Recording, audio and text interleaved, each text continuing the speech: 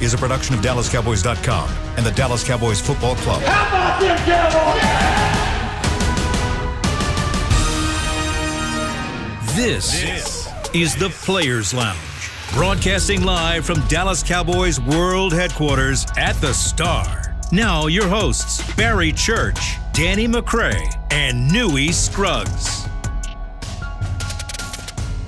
Here we go, Thursday Players Lounge, brought to you by Hotels.com. I'm Newy Scruggs, longtime Cowboys reporter, joined by former safeties Barry Church and Danny McCray. We've got 45 minutes of professional football talk. We key in on the Dallas Cowboys, who have a noon game against the San Francisco 49ers on Sunday. That means I got to get out of the house like 9:30 to get on down here for this game. So, yeah, it was supposed to be a Sunday night game on NBC, 7 o'clock, waiting all day for Sunday night. Now it's get on up in the morning and get ready for a brunch kickoff game between the Cowboys and 49ers. Maybe you're not bothered by it. Clearly, Jalen Smith of the Cowboys, not bothering him at all, as Jalen was asked about this, and he said, quote, "If the owner ain't tripping, we good." Talking about being moved from prime time to the noon game and being flexed out for, wait a minute, Cleveland and the New York Giants. Oof. Gentlemen, I'm just going to read to you. I'm going to read to you what one gentleman told me. Okay, I asked a veteran, a person who's been around the Cowboys for a long time, knows Jerry Jones very well, and I sent the same thing I sent to you guys that I retweeted on Twitter. And this person said, "Noon starts are the graveyard of mediocrity, the weekly home of the non-contenders. The Cowboys have embraced their new identity. Sad." Thoughts? I'm going to tell you what, man. You right about whoever told you that was right about the mediocrity thing. Because I tell you what, when I was in Jacksonville, that's all we had was 12 o'clock games. I mean, we scratched and we clawed to try to get even a 3 o'clock afternoon start. And I think we had maybe 2 of those throughout my whole time down there in Jacksonville. So this is not where the Cowboys want to be. I mean, this is supposed to be America's team. This is supposed to be the ratings are supposed to be spiked when the Cowboys touch the field. But I mean, I guess the lure is gone. I mean, when you go 4-9 so far this season, I mean, things start to get snatched away from you. And now we got the Sunday night getting pulled for a Cleveland and New York game. I mean, how the mighty have fallen, D-Mac. How the mighty have fallen. Listen, it's the first time, right? It's a rough season. You don't have Dak.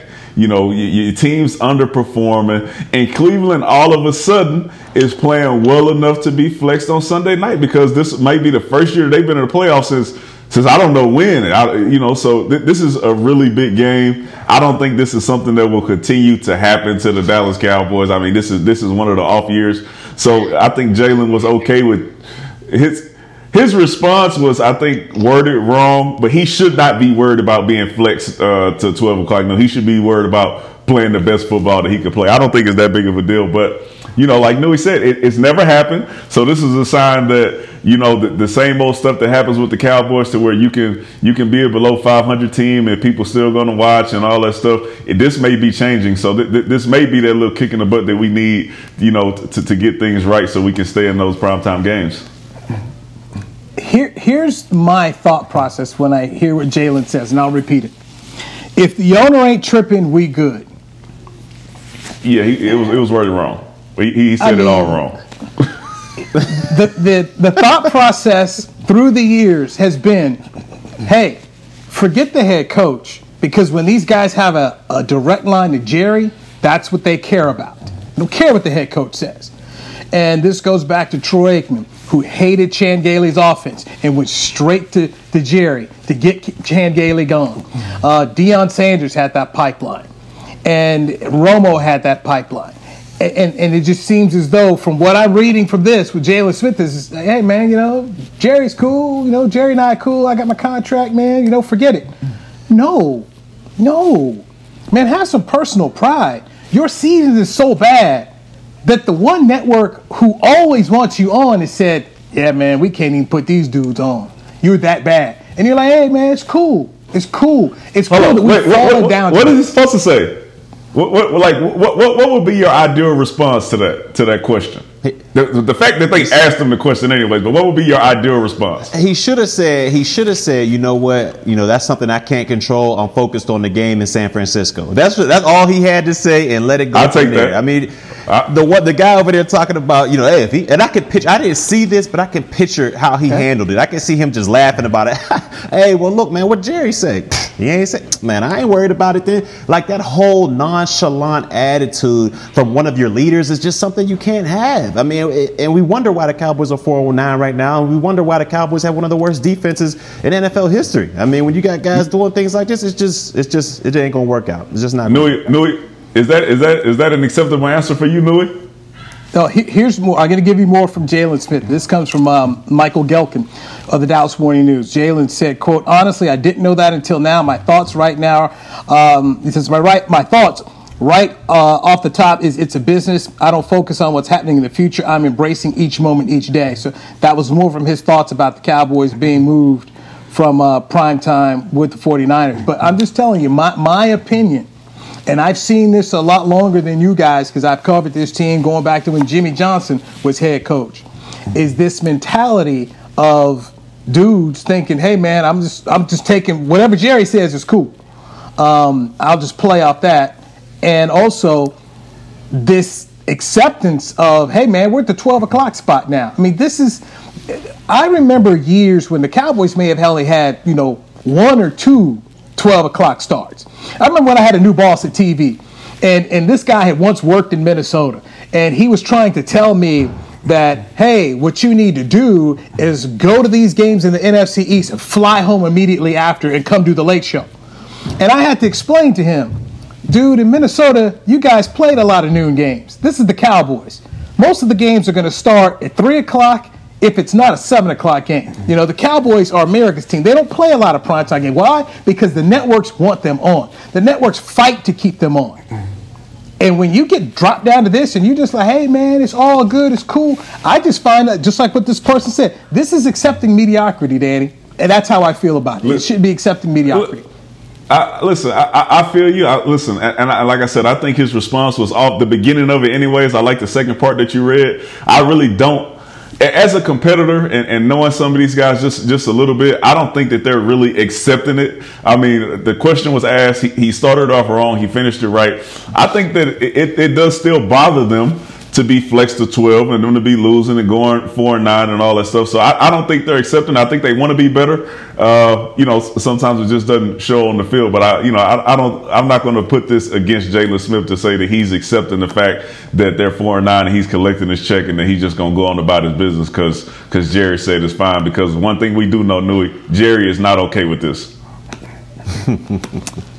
Well, it's interesting. So, speaking of this game against the 49ers, in which the Niners are 5-8, Cowboys are 5-9, San Francisco favored in this football game by 3. Defensively, what should the game plan be to stop this Niners football team and the wits that you're going to have to match up against Kyle Shanahan, the head coach, who calls the plays and who's very good at it? Well, look, I think something that we're gonna have to do that we haven't done pretty much all season, and that's just play decent run defense. I mean, look, take a page out of Marinelli's book. Whatever you got to do, get some stunting going on, get something to keep these linebackers clear to where they can just go out there and make plays. Because we know Kyle Shanahan loves the run game and he's creative with it. And what did we see last time we went against a creative run team in Baltimore? They gashed us with all those pulling guards, the ghost motions, the counter looks. That's all right up Kyle Shanahan's alley. He's creative when it comes to the run game, and they got 3 running backs back there that can tote the rock. And you know that's all they're going to do when it comes to this defense because we haven't stopped it all year. So that if it's my game plan and I'm going out there with this Cowboys defense, I'm stacking the box, man. I don't believe in either Mullins or Beathard back there at quarterback. I know they got Ayuka, or I'm sorry, I butchered his name, but they got the rookie receiver over there, Ayuk. They got the rookie receiver Ayuk out there. They got Deebo Samuel. But I just don't trust the quarterback play. So I got to stack the box because I know Kyle Shanahan is going to come with some type of creative run scheme to take advantage of our linebackers and try to confuse our linebackers and go out there and get big gains. We have to stop the run if we want any part of winning this game. And that's just defensively. I mean, on the other side, we'll talk about the offense another time, but defensively, we have got to stop the run or at least play okay run defense. Talk about wishful thinking. All right, this is what happens. If you have to put out a game plan, like you said, Church, if you have to put one out, if you have to go into the lab and try to figure out something to do, you're going to say, yes, the same thing that we've been trying to get done for the first 13 weeks of the season, stop the run. Do I think it's going to happen? Absolutely not. Like you said, this is one of the most creative running attacks in the NFL. He's going to find a way to maximize any advantage that he has, and he's going to take advantage of the fact that we have not been able to stop the run inside. Our linebackers are catching on blocks in their eyes. They're seeing too much, so they're going this way and chasing stuff that they shouldn't be chasing. They're going to take advantage of all that, and unfortunately, our secondary really hasn't played enough to stop even second and third team quarterbacks. So it's going to be a rough day for us. So the offense is going to have to save us. That's my offense. That's my defensive game plan. Go in there and talk to Andy Dalton and Kellen Moore and say, look, bro, y'all do what y'all can to keep us off the field. And I think we can make a couple big plays for y'all because they have been able to turn the ball over for the last few weeks. So will they put 3 linebackers on the football field, something they didn't do against the Ravens? Yes, I would. I mean, look, I'd put Jalen, I'd put LVE out there, and I'd put Sean Lee out there. I mean, just for the simple fact that if any of those linebackers can dissect the run and try to help this defense going forward, it's Sean Lee. I mean, he might not have the physical attributes to go out there and be a game disruptor like he used to be in the past, but he can at least get these linebackers lined up and going in the right direction because we're going to need to. I mean, we've seen what happens when these guys are going out there reading their keys. They're looking at way too much. And and Danny said it, when you look at a lot, you see a little. And when you see a little, you see a lot. And that's what I think Sean Lee can provide with this linebacking core. Right. And hopefully go out there and do something against the run. Just don't let a guy coming off the street rush for 100 yards like we did against Cleveland and like we did against all these other teams. I mean, it's just it's hard. Come on, it's hard Church. being a fan right now. We just talked about Shanahan being one of the most creative guys when it comes to calling plays. If you plan on going out there and running your base package for the entire game, you are going to get ran out of the stadium. I can guarantee you. At least first and second down. At least. What if they come out 11? What if they say, hey, we're going to maximize the fact that, you know, we're going to take advantage of LV and Jalen Smith. We're going to come out in 11 personnel, and we still going to run power. We still going to run counter. We still going to run zone read. Are you putting your 3 linebackers out there when they 11 personnel on first and second down? I could live with Mullins and Beathard trying to beat us with our arm. I could live with that. If they go out there and throw for 300 and beat us because we're in base and they're in 11 personnel, hey, I could live with that. But if we go out there at base and they still just tromping going down the field on us, I mean, that's disheartening. That's like a stab in the heart right there. So I can live with the throwing, but I just can't. I can't do running up the gut for 300 some yards, man. I just can't do it. You hear this, Newy? You hear this? We've been known to give up the run for the entire season. So this week, we'd rather stop the run and let Nick Mullins beat us. Now, I'm saying, listen, we ain't stopped the run all year, so why don't we figure out how to do what we've been able to do sometimes? Turn the ball over and cover some of these receivers because, you listen, like I said, wishful thinking for you to be able to think that you're going to be able to turn into a run-stopping team this week against a team that knows they're on their backup quarterback, so they have to run the ball. So here's a crazy question. Because you guys mentioned base defense. Do you think they'll start Tank Lawrence this week? Because when they ran out base defense last week against Cincinnati, he had to run off the field because he says he's not a part of the base defense. Man, they better start D-Law. I'll tell you that right now. He's been their most consistent player these past couple of weeks. He sparked the whole defense's takeaways last week by punching the ball out. He's your energy player. He's your guy. You paid him $20-something million. There's no way in hell he should be on the sidelines to start this game. I don't care if you run out base, nickel, dime, special teams, whatever it is, he needs to be on the field to start this game. Yeah. Okay. He should. Ain't no way. Just wondering. The hesitation in my voice. Just wondering. The hesitation in my voice lets you know what's been going on all season. We have no idea. They've been hiding stuff since training camp, trying to be all incognito and not let people know what's going on. Then all of a sudden they run out here and don't start Tank Lawrence. They hide too much, man. Let us see it so somebody can tell you, hey, bro, what y'all doing is wrong during the week. Y'all need to go ahead and reevaluate that before y'all get to the game on Sunday, because that ain't making no sense. All right, let's take our first break. Danny McCray wants a timeline now on the Mike McCarthy era in terms of he wants to know when is a deep playoff run coming, when is a Super Bowl appearance. Let's get to that. And I got a barking dog right outside my door here, my SWBC Mortgage Virtual Home Studio. So let me handle that. We'll be right back here on the Players Lounge. Hey there, Cowboys fans. With Tide Cleaners at-home pickup and delivery, cleaning your clothes has never been more convenient. Simply sign up at your local store, set out your dirty clothes, and one of our Tide Cleaners professionals will come directly to your home for a totally contactless experience. Your clean garments will be returned promptly the next scheduled delivery day, so skip the errand and enjoy life, not laundry. Visit TideCleaners.com or your local store to sign up for Tide Cleaners at-home pickup and delivery today. Just like all of you, we at SeatGeek can't wait until we're back in the stands at full strength cheering on the Cowboys and singing along to our favorite songs again. We're using this time to make discovering, buying, and selling tickets to events in Dallas easier. Plus, every ticket purchased on SeatGeek is protected by our buyer guarantee, which means you'll get your money back or better if your event is canceled. Guaranteed. Download the SeatGeek app today, and when the time is right, let's go. SeatGeek. The Cowboys way, where 16 Hall of Famers and 5 championships shows us what success looks like. Where turkey is always the second best part of Thanksgiving Day. Where we are all defined by one single thing, the star. Where we as fans know it's our job to keep the tradition going.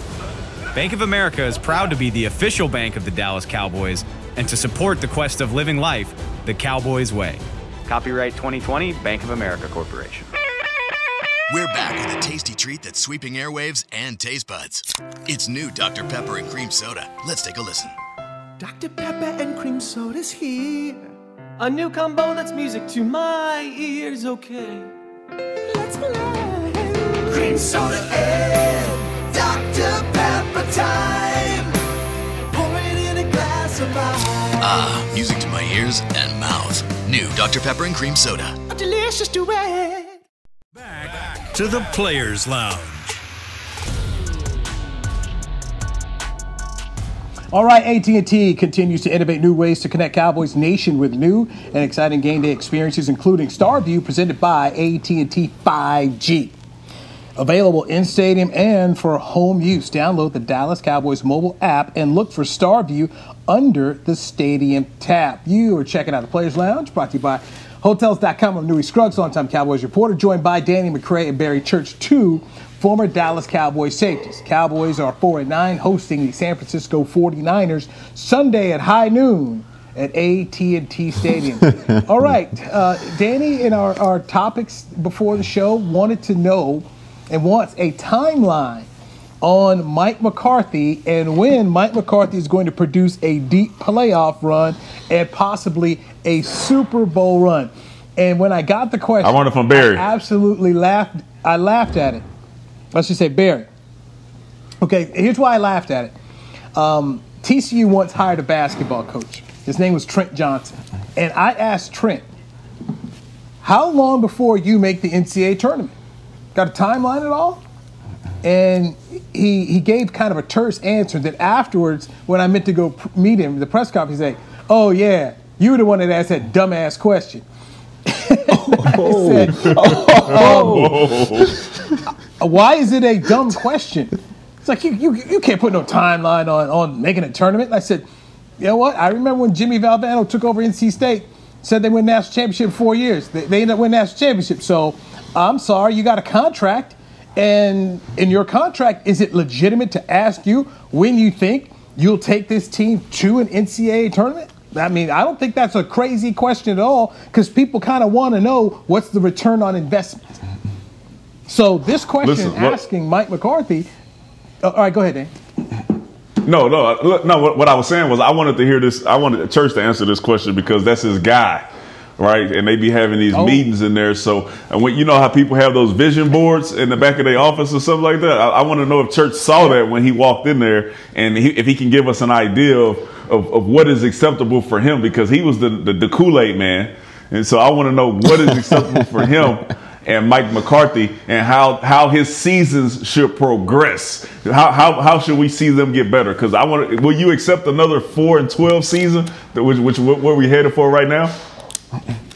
Nah, you see, I'm not accepting another 4-12 season. And like I told y'all, I went to my AA meetings and I got off the Kool-Aid. I'm Kool-Aid free right now. Big Mike, I mean, that's still my boy, but he made me look bad. He made me look bad this season, so I'm off the Kool-Aid. But for me, next year to be considered a successful season and for him to keep going, I think he has to at the very least, make a playoff appearance. I know they added another spot to that playoff, so he doesn't have to win a division, but he has to at least get into the playoffs. Because I'm sitting here saying, you know, people killed Garrett for going 8-8 those 3 years and not making it into the playoffs. And this guy was supposed to come in here, Big Mike being that, was supposed to come in here with his all-star coaching staff and all this talent we loaded up on this team, and we were supposed to go places. Now, we didn't expect COVID and we didn't expect all these injuries to happen. That's why he kind of has a built-in excuse this year. But next year it has to be some type of movement. We got to go into the postseason or we got to win a division next year. I think so. Whoa. To be considered successful.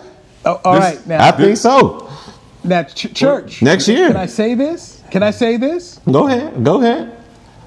If I'm listening to you, you're saying McCarthy has to make the playoffs next year, and you're the guy who says that the Cowboys should dump Dak Prescott and go get rookie Justin Fields. So you're saying with Justin Fields, and bolster the defense, Don't forget that part. Or else we're going to be out here with 5,000 yards and empty calories, 8-8, not making the playoffs because we can't stop nobody. Church. So back to what I was saying. I think he needs one more year, and he's got to get to the playoffs. He got to make a run. You listen. You got to define that a little bit better, man. Because like we talked about yesterday, the record matters. You said this, all right? Because a team from the NFC East could make the playoffs with 5 wins this season. So is a 5-win playoff team good enough for you, or does it have to be a real legit good team that's looking at something like 10-6, 11-5, and then make the playoffs, right? Because you can still have a sorry season like we have it now. And I sent Newy the stuff earlier. We still are mathematically in the playoff hunt. Well, look, I'm gonna put it like this. I don't think this type of season in the NFC East is gonna happen again next year. I mean, the last time we saw something like this where a terrible division winner ended up getting the playoffs, I think was Seattle when they were 7-9, and I think that was about maybe 8 years ago, maybe 9 years ago. So I don't think we'll see, you know, a terrible division make the playoffs like this each and every year. I think it'll be more competitive next year in the NFC East. And what I'm saying is, I think we got to get into the playoffs. And if you want specifics, we gotta be over 500. We gotta at least be in that 9-7, 10-6 realm, and I think that's gonna get to the playoffs next year. And if he's able to do that, I'll consider that a success. We can still have an 8-8 team make the playoffs out of the East this year. By the way, I'll take that too. Matter of fact, as long as we in the playoffs. Danny, you want to go ahead and hit this? Just the man. Hold on, wait. Which one is it, Church? As long as we in the playoffs, or do we have to have a 9-7, 10-6 at least record? Which one is it? What's the difference? If we're 9-7 in the playoffs, that's cool with me. That should break it down enough for you. If we're 9-7, I'm saying, what if we 6-10? What if we 6-10 in the playoffs? Is that acceptable for you? I mean, if it was a fifth, I mean, like you moving the goalposts all over the place. I'm saying, look, we're 9-7, and we're in the playoffs. I'm going based. The lowest we can go is 9-7. What's happening this year? I'm going based off what's happening this year. It's not if. Like right now, we have the division. So saying he must make it to the playoff. So he must make it to the playoffs in order for me to see it as a success. Is that a good enough answer for you? No, no. I'm saying, what does this team have to look like, man? Can they be a 6-win playoff team and that be acceptable for you because they made it to the playoffs? Or do they need to look like a real contender at 9-7, 10-6? Because this year we have a 5. They have to be a contender. They have to be a contender. Thank you. Thank you. That's all I wanted to hear. I mean, if you make the playoffs, you're a contender. But okay, all right, go ahead. That's not. Come on, Church. That if you make the playoffs, you're a contender. Is Washington a contender? They're going to be in the playoffs. Yes or no? That's a yes or no answer, sir. Yes. They're contending for a Super Bowl. Yes. Okay. All right. He means literally. He means literal. I mean, I got you. That's Barry Church saying that Bucknell University or Toledo makes the NCAA basketball tournament. They're a contender because they got in, even though they were 15. So was the New York Giants a contender? Were the New York Giants a contender in 2007 and 2011 when they snuck into the playoffs? Were they a contender? What was their record? 7? They were 9-7. They were 9-7. And they snuck. Did anybody consider them? They got into the playoffs and they ended up winning the Super Bowl. Church, are you hearing what I'm saying? I'm saying if we are below 500 and make the playoffs, not 9-7 or 10-6. If we are below 500 in a division like we are now, if you bring up the Giants, you got to say that they was 2 games above 500. I'm talking Do we about really think this division is going to have a 7-9 winner again next year? Who knows? That hasn't happened in the past 8-9 years. Seriously, that hasn't happened in the past 8-9 years. You guys are acting like this happens every season, that the division has a terrible person get into the playoffs. That doesn't happen. Usually every year there's a winning record and those guys are getting into the playoffs. And when's the last time that happened? Barry, the last 2 seasons, it has been a scrape at the end trying to find a division winner in the NFC East. So all right, so what was the Philadelphia record? They were there 8-8, 9-7, right? They were around that. Was that a losing record? It was a 9-7 team that ended up winning, scraping together wins down the stretch. There was a point in time where both teams, the Cowboys, were sitting around here, and they both had bad records. I mean, the NFC East has been bad, the worst division in football the past 2 seasons. The worst division. Right now, nobody's got their own starting quarterback playing. But you're just going to sit up here and assume next year it's going to be better? So you saying Carson Wentz is going to be back to what he was? That Washington's going to somehow Carson Wentz might not even be there next year. I'm just saying because so what I'm saying is, okay, all right, to break it down, so let's just say this: 9-7 in the playoffs to make it simple. 9-7 and going into the playoffs. Thank you, Church. That's all we wanted to know. That's all we wanted to know. Go ahead, D-Mac. Go ahead. Okay. No. You said that, and then you backed up and said as long as we make the playoffs. That's 2 different things. Oh my gosh! But go ahead with your point, man. Like I'm telling y'all, you got to make the playoffs. 9-7. That's it. Like what? I mean, what else do you want from me, man? That's it. I've been waiting for that. For the last 10 minutes. Okay, so let's keep going with this. Like, I mean, what's the end point of this? Are we gonna come to a point, or we just wanted to know what I felt like? I mean, that's the point, because you know me, I like to rewind. So next year when this stuff happens, I don't when you start backpedaling and backtracking, I want to make sure we got this on tape. I wrote it so down. instead of going with the discussion, we're just go ahead. All right. Okay. All right. 12-17. All right. Let's keep going. Okay. All right. So the point is Mike McCarthy has to make significant improvement over this year, going into next year. And I'm saying within the next four seasons, he has to make 2 playoff runs, and the second one needs to be pretty deep off in there, so they'll know that this guy is really becoming a Super Bowl contender. Especially if you sign Dak Prescott to a 4-year deal. That means you got 4 years to get this dude to a Super Bowl. That's what if you pay out that kind of money, that's what you're expecting. And as many times as Jerry Jones has gone on his radio show touting Mike's successes in the past and the fact that he's won a Super Bowl, yes, Danny, that is, to me, that is the expectation. And Mike McCarthy himself, I'll give him credit. He said, look, we're here to win Super Bowls. If you're not trying to play for the Super Bowl, no reason to be here. So to ask Mike McCarthy to have 2 good playoff runs with this team, and for this team to be in an NFC championship game, I don't think is an unrealistic expectation at all for him if he fulfills this contract. I do not. I think that is minimum what should be expected from this football coach. Cool with me. All right, let's take a break. Kool-Aid man over there. Because Church, what's wrong with Barry? I'm starting. Ain't nothing wrong, man. Y'all acting. Yeah. I'm starting to see. Go ahead, Newy. Go ahead. I'm starting to see a trend with you. I think every show you say something a little bit out there that makes us say, "Wow." Yesterday you posed a question that made me say, "Wow, really? Barry's thinking that?" Let's dive into what you wanted to talk about yesterday. We didn't give enough time to, because this may take a little bit here to unpack. between you, McCray, and I. We'll do that next on the Players Lounge right here on DallasCowboys.com radio. It's game day. You know what that means. First, kebab prep. Steak, pepper, onion, steak, pepper, onion. Next, a counterclockwise lap around the room. Now the lucky grease-stained jersey goes on. And lastly, the dance. You know the one. This is a game day ritual no matter where you are. Whether you're traveling to the game or watching from your favorite vacation spot, book a place to stay on Hotels.com and keep the tradition alive and well. Hotels.com, proud partner of the Dallas Cowboys. Since 1865, Stetson hats are American-made with pride right here in Texas. And Stetson is proud to be on the field with America's team. Want to show your Texas and team pride too? You can. By purchasing your own Stetson, you can look just like how the flag guys do on field at every home game. Stetson hats, the official crown of all self-respecting Cowboys and your favorite football team. Get yours today at shop.dallascowboys.com or at stetson.com.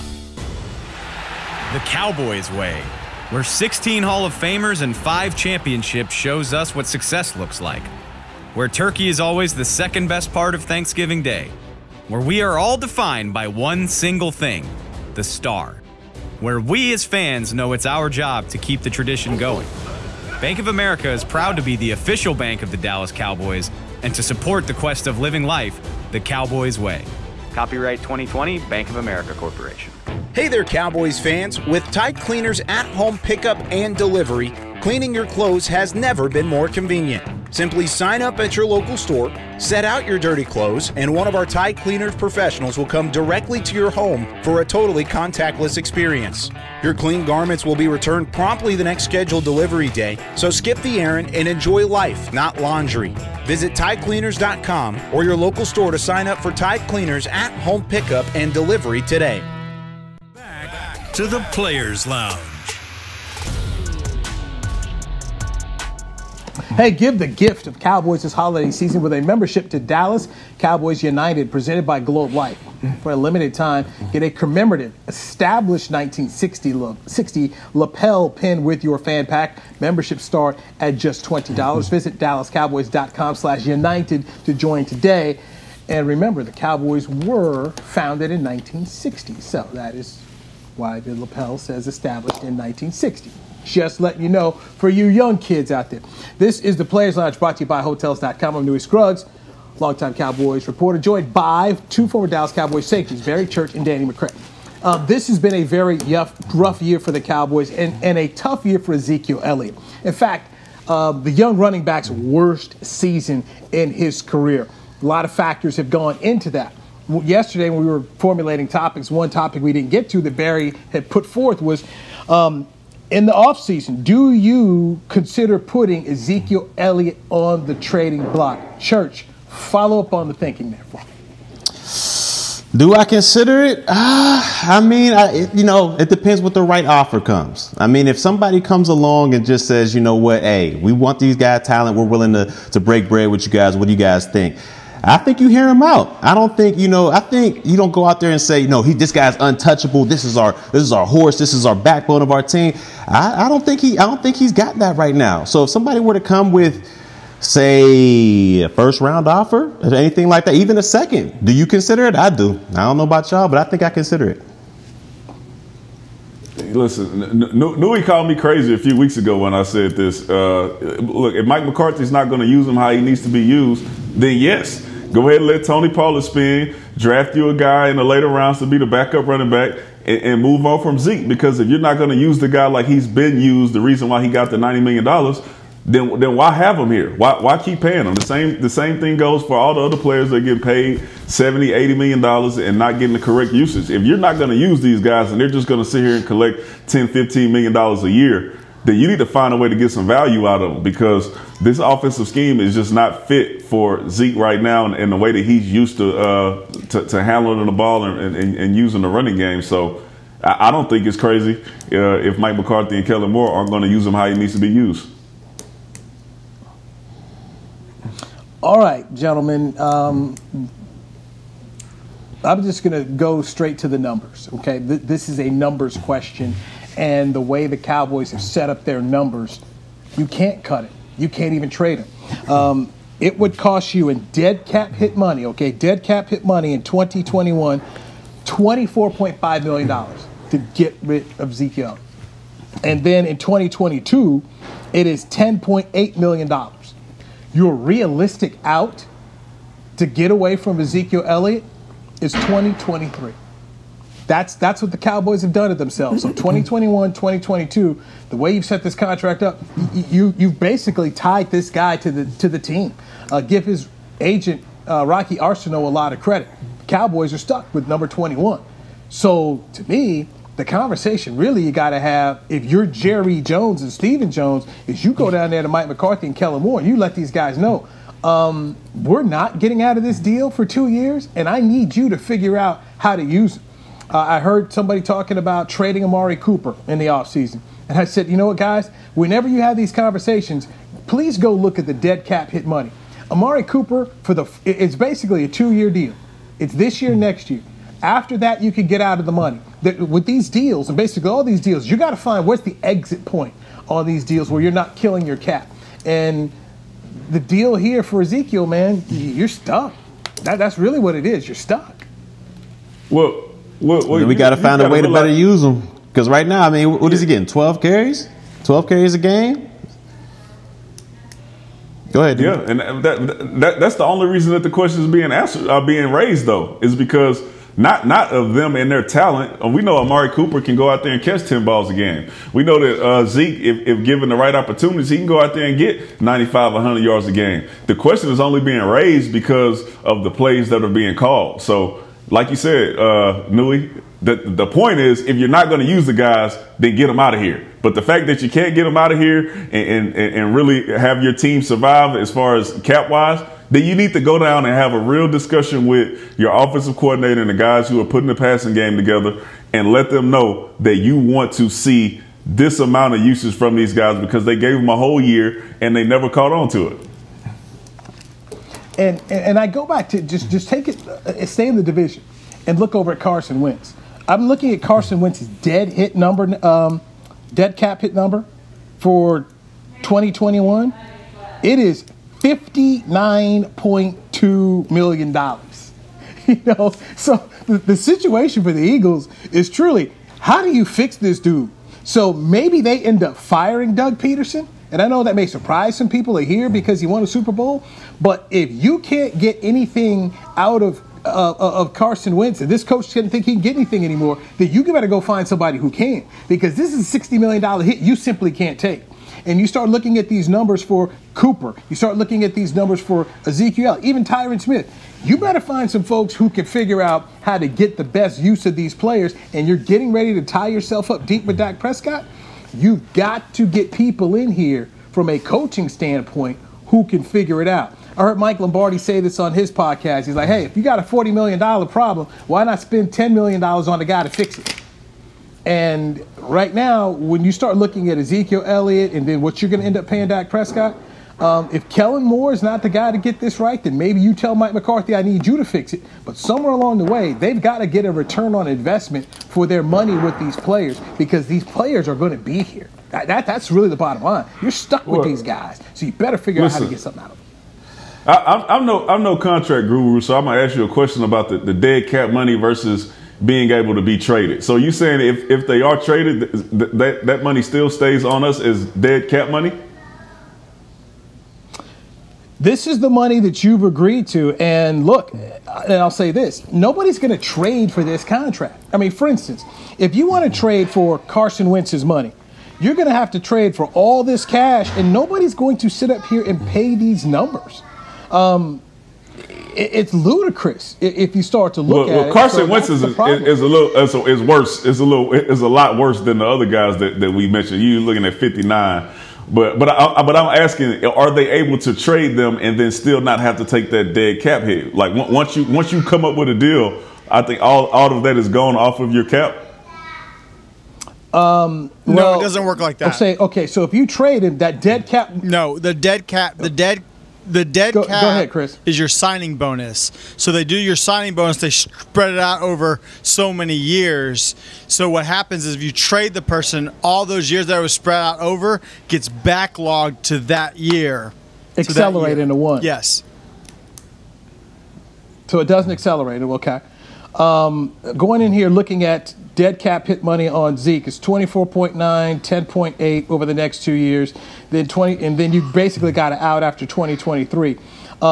Just looking at his base salary money, for 2021 is $9.6 million. With a cap hit of 13.7, he's got a signing bonus of 1.5 and an option of 2.6. And then next year you're looking at a base salary of 12.4 million, signing bonus of 1.5 million, option of 2.6 million for a cap hit of 16.5. If we just look and ask ourselves in today's NFL and looking at Ezekiel Elliott, would it be wise for you to trade a first-round pick and take on this money, or would it be better for you to go ahead and go into the draft and try and get somebody, or heck, you could even sign some dude right now? I'm not saying Le'Veon Bell's going to be the answer for a team, but you can go find some guys to run the football. Kyle Shanahan has done that, ended up going to a Super Bowl. So I just think that Ezekiel Elliott and his trade value is not what some people may think it is, because you look at this dude now. You guys have talked about it. Doesn't look as quick as he used to. The numbers are down here. He's already not practicing today because he's got the lingering effects of the calf issue.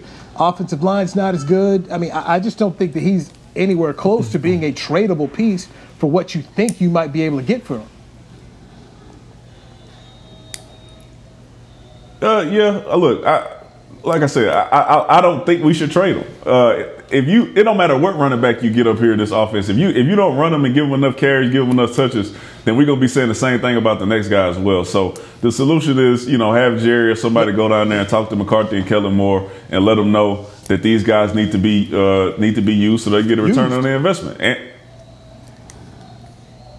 Yeah, I think you're right. You've got to use the talent. And look, if Mike McCarthy and Kellen Moore want to go back to the playoffs, I would think the wisest thing to do is figure out how you can utilize 21 to make your offense an offense where your quarterback is throwing for no more than 30 passes a game and then running the football between Pollard and Ezekiel Elliott 27 to 28 times a game. It's something that can be done and doable. So they've got to figure that out next year. To me, that's one of the biggest things that needs to be worked out on this football team, is trying to figure out how to become more balance out the run and pass. These 40 times and 50 times that you got your quarterbacks passing, it's a losing recipe for the Dallas Cowboys. You can just go down the list and look at the record of Dak Prescott, Tony Romo, when these guys are throwing 40-plus times a game. There's usually L's that come with that. So it's pretty to me, it's pretty scary when you start throwing up those numbers. By the way, speaking of scary,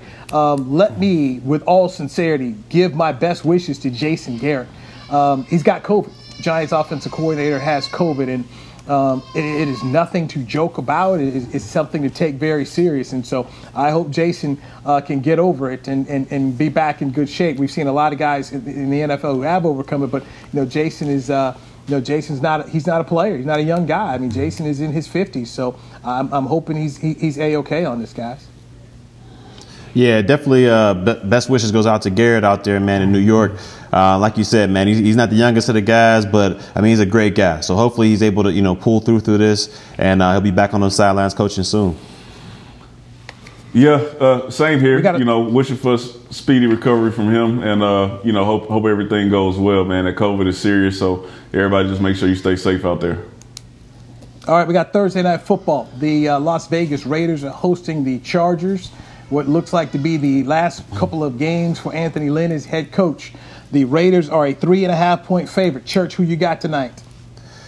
I need a big game. I need a big game out of Herbert tonight for the fantasy playoffs. So I got to go with my guys out in Chargers land. So for me, I got to go Chargers 27, Raiders 21. You know what? I'm going Chargers as well, but I'm going 31-28. The Raiders have lost a lot of starters. I think they're down like 4 or 5 starters. I don't know if it's COVID related or injury related, but they're down a lot in their secondary. So got to have a big day out of Herbert. Got to. Well, gentlemen, I hate the fact that there's a lack of faith in the new defensive coordinator for Vegas, who I am going to go ahead and bet on All right, I'm sticking with you, Rod Marinelli, getting the ship turned around, getting the effort turned around, and I'm going with the Raiders to take it tonight, 30-24 in this football game. So, Raiders at home, favored by 3.5. Rod Marinelli comes through 30-24. Boom, Raiders. Like that? You like that? Does Jeff Heath get another interception this week? Man, I hope so. I hope not. I hope not. I hope Herbert torches the boys for about 330. But, it's crazy how quick the tables can turn. I mean, a couple weeks ago, the Raiders were out there in Kansas City. I think he picked off, Mahomes a couple times, and everybody was hooting and hollering about this Raiders defense. And now, look, the DC, he's on his way. He's fired. I mean, it's just crazy how things can turn so quick in a season like that, man. It is that, man. That's how it goes. But that's why you got to play the 16, man. December football, and you guys have played. December football is where, we start to separate the men from the boys out here. And to me, I think December is also where you decide, you also see who can coach. Can you coach your guys to keep improving and getting better? But there's a lot of truths to be told about your football team in December and who you've developed and where you're going with your program, because that's when, to me, that's when these things start to get won. All right, it is 15 after. That is our show. Chris Bean, producer, great job today. Church, McCray, always fun to chat with you. We'll give our predictions for 49ers and Cowboys tomorrow. Remember, it is a noon game on Sunday at Jerry World, not a Sunday night football game. Don't be upset by it, because as Jalen Smith said, quote, if the owner's cool with it, we ain't tripping. We good. All right, talk tomorrow right here on DallasCowboys.com. This has been a production of DallasCowboys.com and the Dallas Cowboys Football Club. How about this, Cowboys? Yeah!